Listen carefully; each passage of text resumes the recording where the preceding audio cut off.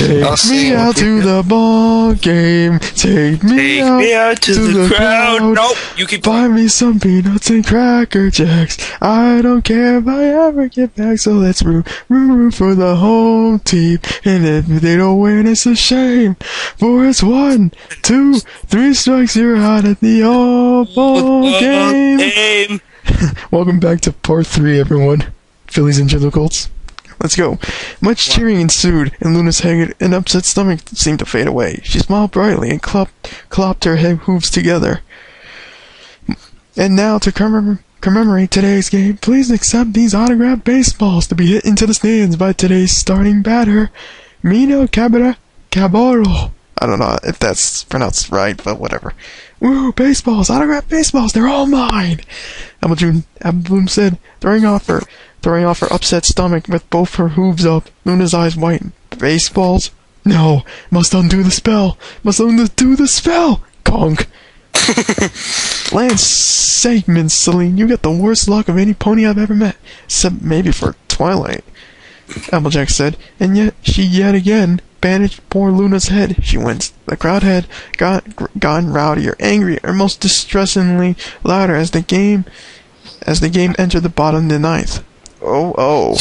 5 baseballs all slamming right into your noggin. However do you do it?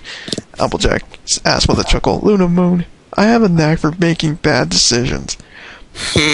Lucky thing your glasses weren't smashed, Applejack said. Apple Bloom held up the 6 baseballs she managed to obtain with a bright smile. Thank you, Miss Celine. I couldn't have gotten all these baseballs without them hitting you. She hugged Luna tightly. When the dazed Luna returned. No problem. Oi, go back to Lamaville, you punk pony! Granny Smith bellowed. You could have hit the broadside of my barn! Yeesh, Granny Smith, quieting down. Miss Celine's been hit in the head so many times. Applejack tried, but Granny interrupted. But that mount pincher down there is just bringing his 4th batter. Granny protested. He's doing it on purpose. If he hit his 4th battle, doesn't mean that we've scored? Luna asked. Applejack growled. Yeah, but it also means that further down in the season we'll have more injured. You know, you cheat no good cud muncher. Applejack bellowed. More booing followed, and Luna dazedly got up to see. Indeed, the mountain pincher just nailed another pony, as the first runner staggered his way to home. Come on, throw him out! Applejack shouted. When the umpire simply called for a resume of play, the booing got louder. Boo, boo, you rotten no good umpire! Oh, brother, this guy stinks! Apple Bloom shouted. She grinned at Luna. Come on, Miss Celine, shout with us! Oh, Luna groaned. She focused her eyes into the field. They took a deep breath. You pitcher number 70, you are very poor sportsmanship. Yes, your manager should admonish you severely, and even dock your wages. The booing got quieter. Luna smiled. She felt much better about shouting. She focused on the umpire next. And you, umpire, you're very poor at making decisions. Yeah, you are very unfairly based on not acting at all in the manner your profession requires. You lack honor and decorum as an arbiter of events. The booing in their section had almost completely stopped, and Luna was acutely aware of many eyes at her. She coughed and smiled weakly. And, you should be fired? She offered her fans in a squeak. Big Mac coughed, and Applejack cleared her throat. Yeah! Fire him! The holder of the element of honesty, he yelled. Fire him! Big Mac bellowed. Admonish severely. Arbiter of events, Apple Bloom cried. Yeah, fire! Their fellow spectators shouted. Excuse me. Luna sighed in relief. Below, the next batter took his position, smirking confidently at the pitcher over the bat. Apple Bloom gasped and hugged Luna tightly. What? It's Gray Mavericks! It's him! Apple Bloom chanted. Oh, he'll finish that rotten pitcher once and for all. The pitcher threw the ball hard, but the batter easily moved out of the way. The ball was called. The umpire gave the pitcher a hard glare, and the pitcher snorted. He caught the ball and eyed Gray seriously. Gray smirked. The pitcher threw hard, screaming fastball right through the strike zone. Gray didn't swing, choosing instead to ignore it. A strike was called. No, come on, Gray, swing! What are you doing? Apple Bloom cried. Applejack patted Apple Bloom on the head. Now, don't you worry none, Apple Bloom. He's just making sure his pitcher know he won't take any of this guff. The pitcher threw a curveball. Gray let it go past, even yawning as the smoke left behind the pitch. The shot the crowds a wink at the call of strike 2 before he narrowed his eyes. Look at his face. It's grown stern and cold. His muscles are strained. Apple Bloom sighed. He won't let this ball go by again. Gray pounded with cruel violence upon the plate and swung it in a fierce challenge. The pitcher reared back on his haunches and dropped down, the ball leaving his tail and shooting forth like a rocket. The sound of the air shattering filled the stadium as Gray swung. Crack!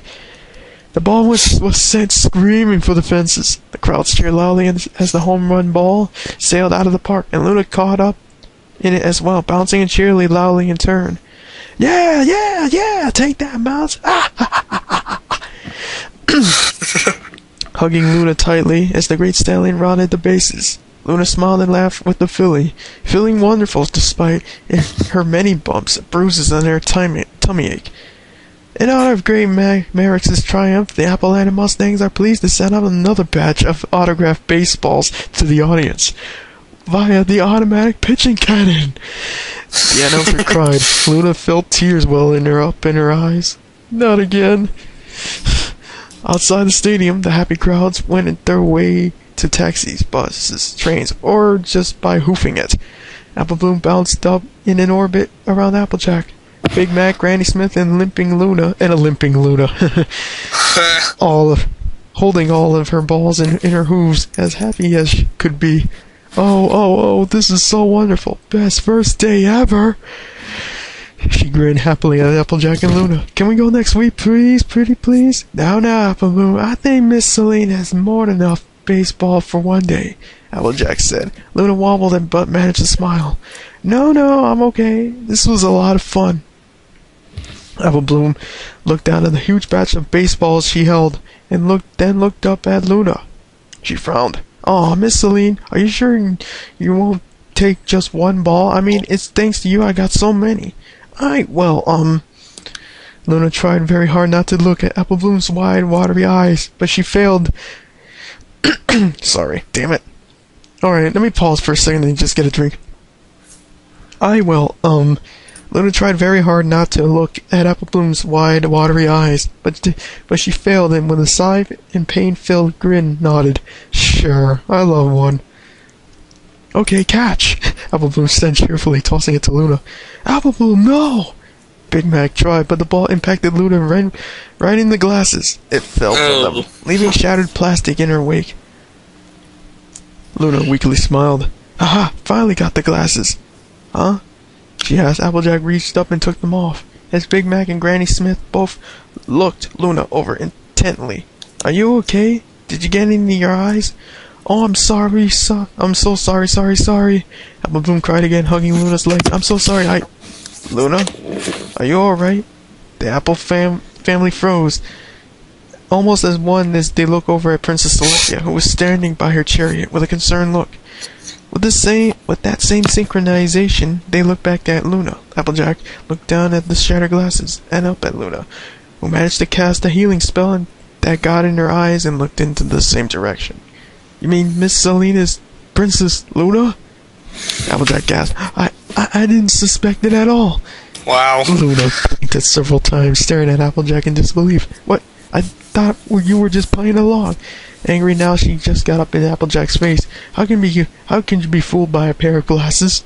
Well, in my defense, I didn't get a look at you the last time we met, Applejack pointed out. And Big Mac, Granny Smith, and Apple Bloom ain't never seen you before. Alright. Luna said, backing away. Sorry. Think nothing of it, Applejack said pleasantly.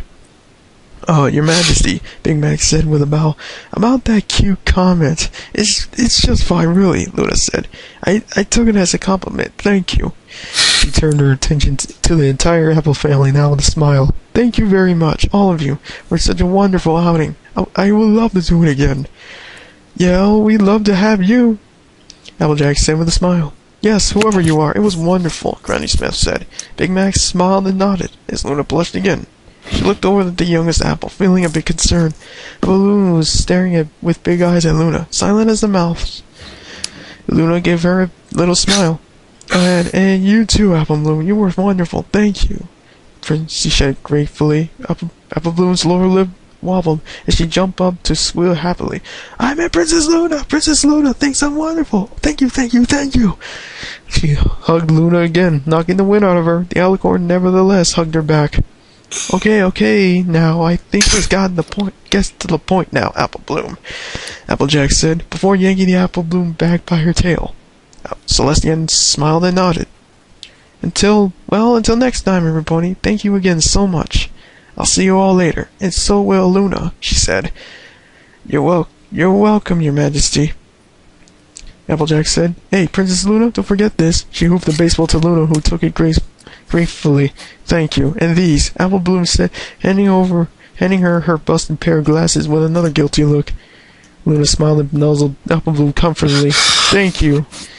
And the rest of your attack will also be required, Granny Smith declared. Luna coughed. I think we can get to her later, Big Mac pointed out. After all, there ain't no room for it on the chariot. Ah, of course, Granny said. Luna shot Big Mac a grateful look. Before the curious crowds could close on them, Celestia ushered Luna to the chariot, and the Pegasi, pulling it, took off, carrying them into the sky above. Luna sighed, holding the baseball with a smile. She looked up at her sister. So, you didn't tell them who I was so they wouldn't treat me any differently, she said. Celestia smiled. It was the least I could do. Thank you, said Luna. Luna said, think of nothing of it, Celestia said cheerfully, and then she lowered her face close to Luna's, and her smile came sly. So, he thought you were cute, huh? Oh, shut up, Luna muttered, pulling the baseball cap off her bandaged head and stuffing it into Celestia's face. Her older sister just laughed as the chariot flew on. And that's the end of the story. And that's why Luna is so awesome. Yes, she is.